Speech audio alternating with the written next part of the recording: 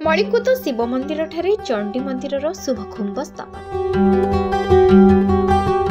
बौद्ध जिला कंटामाला ब्लॉक बरगा ग्राम पंचायत मणिकूद शिव मंदिर ठारे चंडी मंदिर शुभकुंभ स्थापन होइतिला। मणिकूद ठारू शिव मंदिर पर्यंत पारंपरिक वाद्य वादन करी स्वागत संबर्धना करथिले।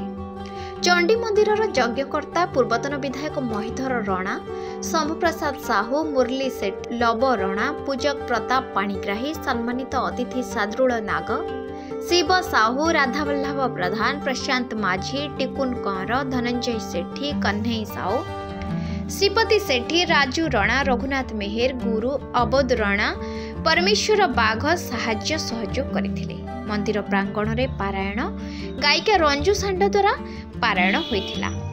मणिकूद, श्रीमल, मालपड़ा, संतंडा मुंडा, बड़बाहाल, तबड़ा, तिलिकामाल और शेलमापाली ग्रामवासी सहयोग करथिले। शह शह लोके प्रसाद सेवन करथिले।